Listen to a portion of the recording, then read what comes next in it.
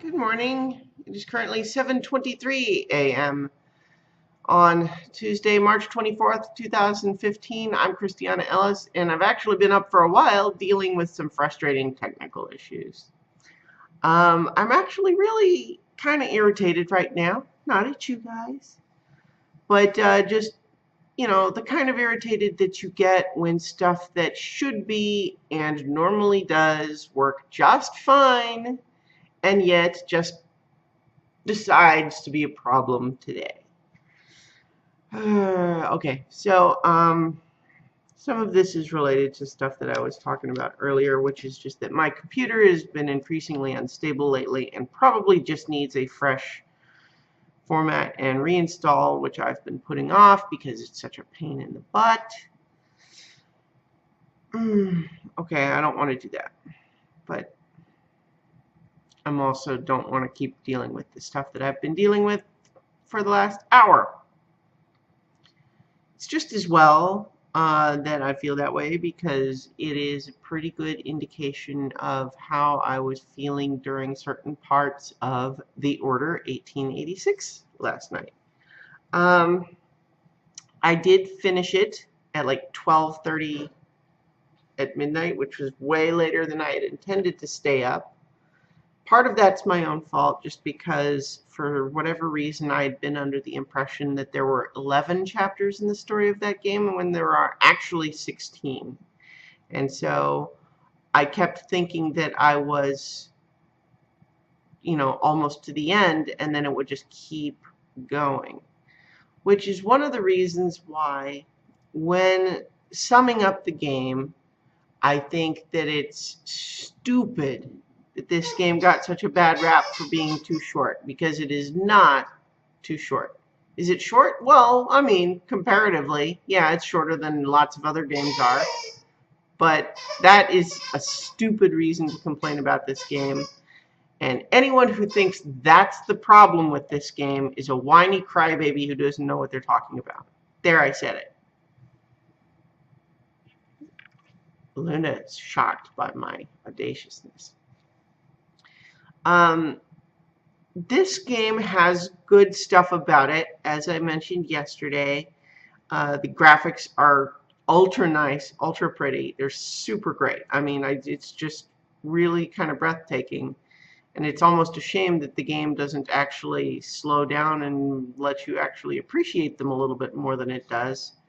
The story is so linear, it's just funneling you from one objective to another, and you can do a little bit of walking around and like finding little bits of documents and collectibles and stuff if you want, but none of that is particularly rewarding. I mean, half the time what it'll be is you just like, oh look, you can walk over into this next room, which also looks pretty, and you can kind of look at the stuff that's in there if you want.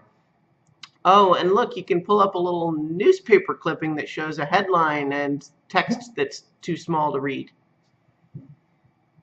And so it's not a particularly rewarding experience, and so there's just not a lot of the lingering exploration that would have allowed you to really kind of just take in the beautiful scenery, unless you just sort of on your own volition decide to not follow your, you got an ally who's saying, come on this way,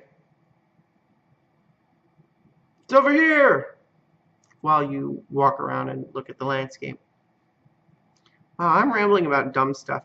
Okay, so the game overstays its welcome, which is why I think it's so dumb for people to complain that it's too short. I was ready to be done. Again, part of that's because it ended up just being longer than I thought.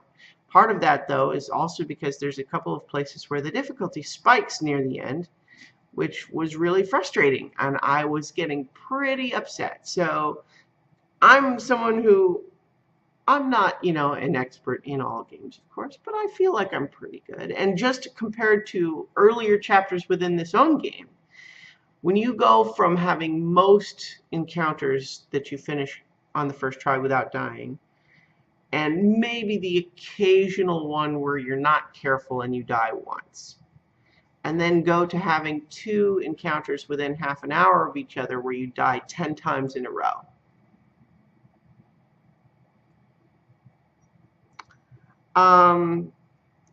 And it's not even just because it feels legitimately hard. It just feels cheap, because there's all sorts of things that happen where, you know, one particular weapon the enemy has can stagger you, and so you can't recover in time, and then you're not in cover anymore, so you're standing there not in cover because your guy is staggering because you got shot by some lucky hit. And yeah, and it works fine for the most part in most sections, but there's a couple of segments, including one stealth segment, that are a real pain in the butt, and I was really frustrated during those sections. There are some encounters, contrary to that, that are actually really exciting. Some of the weapons are pretty cool. The lightning gun in particular is really fun to use. You get to use it like twice in the whole game, but it's fun. I'm running a little longer than 5 minutes, but just to finish my thoughts, because I'm not going to be talking about it again after this. The story has good ideas, but it's ultimately frustrating and disappointing because the plot feels half-assed, which is frustrating because it's got cool world-building ideas.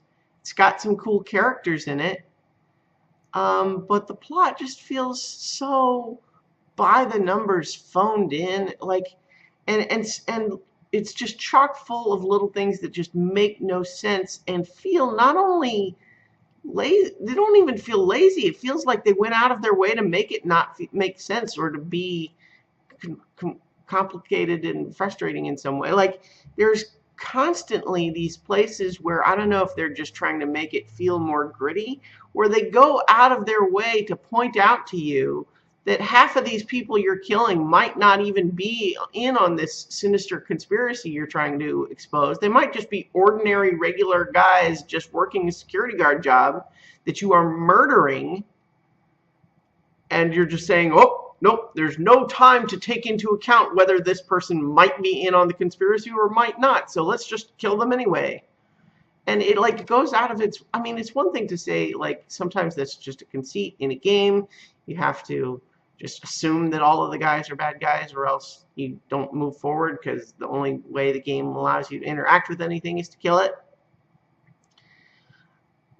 But this game, like, actually goes out of its way more than once to point out that you might be killing a bunch of innocent people, and it's weird, and it makes you feel like the bad guy, and but the rest of the story doesn't back that up. I mean, it's not like by the end you're supposed to be feeling like, oh my gosh, what have I become? You know, it's more just like, nope, that's just part of what you need to do, that you gotta do what needs to be done to stop the bad guys, including killing a bunch of innocent people who are just doing their jobs. So, don't like that. There's also a really, really obvious twist that they work so hard to throw you off the scent of, that once it finally comes, it doesn't even make sense anymore because of all of the things they tried to do to throw you off the trail. Like, just, you're so sure you know who the conspirator is, like who's the bad guy in this scenario, and then if you skip the middle part, you were right, you guessed right, but in the meantime that character has done all sorts of things that make no sense if they're actually the conspirator. Why would they do so? It's like they have the dumbest plan possible, which is to help you do everything up until the last second where they betray you, when they could have betrayed you way sooner than that at much less cost to themselves. Yeah, there's just all sorts of things that just make no sense, and it's all the more frustrating because the rest of it feels like they could have told a really cool story here. They even have some cool characters. The graphics are so pretty. It's got such a well-realized, like, setting to be in. I just accidentally hit a button that made the video stop, and now I've had to spend the time editing. I'm going to have to spend the time to edit the two parts together into one video, which I think is my cue for being done with this video for today. So,